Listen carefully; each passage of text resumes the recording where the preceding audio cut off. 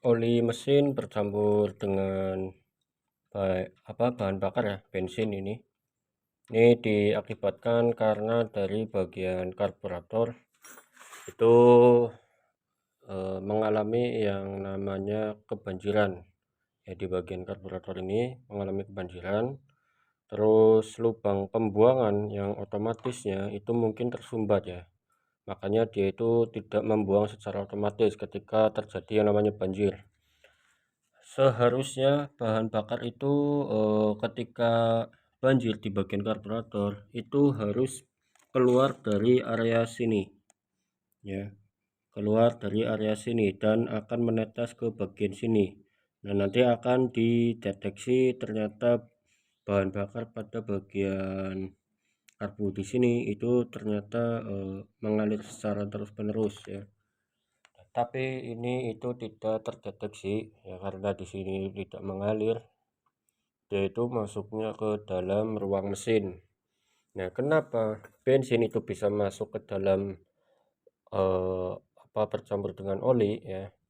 Ini itu diakibatkan karena pada saat bensin dari karburator ya di sini itu kebanjiran, dia itu akan masuk menuju ke bagian intake manifold. Nah, pada saat di intake manifold itu terbuka posisinya, maka otomatis dia itu akan langsung masuk ke dalam ruang pembakaran di atas piston. Nah, akibat adanya celah ring piston yang lebar, maka bahan bakar itu akan dapat mengalir menuju ke bagian ruang engkol ya, ataupun di bagian oli mesinnya. Nah, ini yang terjadi ketika kondisi karburator pada bagian ini itu terhalang ataupun tidak lancar untuk pembuangan otomatisnya ketika terjadi yang namanya banjir pada karburator. Makanya buat kalian ketika mengalami hal yang seperti ini itu harus diperhatikan lubang pembuangan otomatisnya itu berfungsi atau tidak ya, dengan cara apa? Membongkar dan memeriksa lubang pembuangan otomatisnya.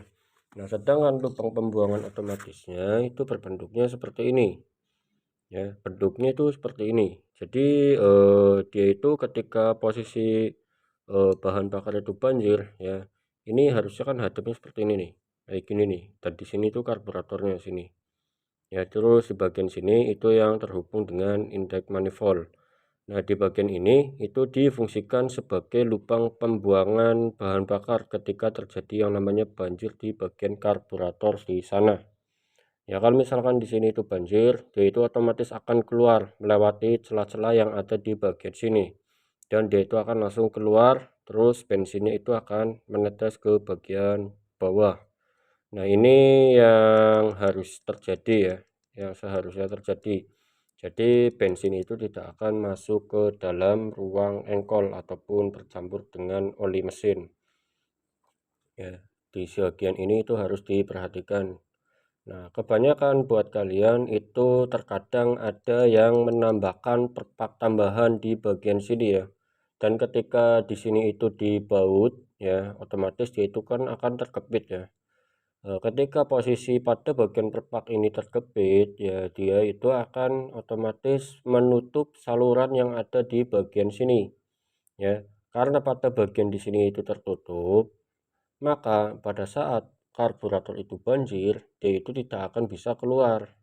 Nah, karena di sini itu tidak bisa keluar, ya otomatis bensinnya itu langsung masuk ke dalam sini dan langsung masuk menuju ke bagian piston. Nah, pada saat piston di sini itu sudah tidak bisa menahan adanya bahan bakar yang mengalir secara terus-menerus, maka ring piston itu akan mengalirkan menuju ke bagian ruang engkol yang di sini itu akan bercampur dengan oli mesin.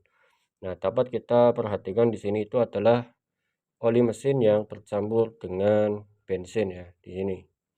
Ini pasti tadinya itu di tangki itu banyak ya, terus tiba-tiba habis, orangnya itu bingung kok bisanya habis ya di sini, ternyata tidak tahu bensinnya itu masuk ke dalam ruang mesin di sini ataupun ruang engkolnya. Ya, kita bisa perhatikan di sini. Saya akan ambil contohnya ya, di sini. Nah, ini agak jauh ya. Ini saya coba untuk membakar ya. Jadi ini agak jauh ya, biar tidak terlalu berbahaya, barangkali menyambar ya. Nah ini ya menyala. Ini oli mesin yang bercampur dengan bensin ya, makanya dia itu langsung menyala ya, karena bensinnya itu masuk ke dalam ruang engkol. Oke ya, jadi buat kalian kalau misalkan tiba-tiba dari tangkinya itu habis, larinya kemana, tidak menetes ke bagian tanah ataupun tidak ada yang bocor, bisa saja ataupun bisa jadi ini bensin itu masuk ke dalam ruang mesin dan bercampur dengan oli mesin. Oke, dapat kita perhatikan di bagian sini itu tidak berlubang ya, di bagian perpaknya ini tidak berlubang ataupun terhambat dari bagian ini, dari bagian perpaknya. Nah, ini perpaknya itu gimana ya, terkepit ya, terkepit. Nah, saluran yang ada di sini itu tidak bisa membuang. Aduh, mana ini? Nih, saluran yang ada di sini itu tidak membuang. Ini kita lepas dulu ya. Oke, coba diperhatikan di sini ya. Ini seharusnya bahan bakar itu keluarnya itu dari arah sini ya, harusnya keluar dari arah sini ketika pada kondisi karburator itu mengalami kebanjiran ya, dia itu banjir. Terus di sini melewati adanya saluran yang menuju ke bagian sini ya, di bagian karburator itu ada lubang kecil ya, ini yang kecil. Nah terus dia itu akan keluar. Nah keluarnya itu kemana? Bisa ke sini ya, mana ini ya, terus mengalir set, turun dan membuang pure, seharusnya seperti itu ya.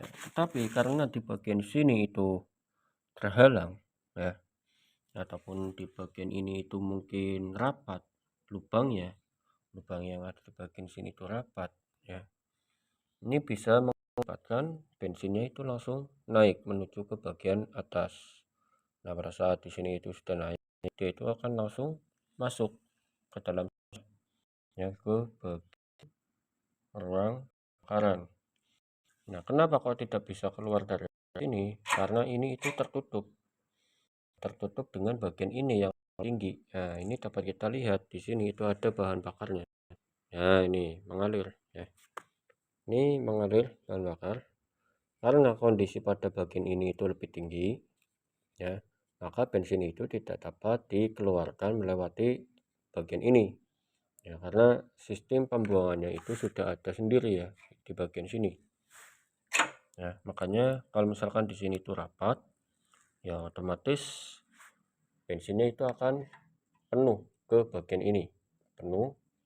Kalau sudah penuh terus katup in itu membuka ya, maka akan mengakibatkan bahan bakar itu akan mengalir menuju ke bagian ruang bakar ya, di atas piston di sini. Nah kalau misalkan katup ini masih membuka secara terus menerus pada saat mesin itu sudah mati ya, maka bensin yang ada di atas piston ya, ini dapat kita lihat di bagian dalam piston itu masih ada bensin ya, seperti ini. Nah terus pada bagian piston itu kan ada ring pistonnya ya, ring piston itu kan ada mempunyai celah.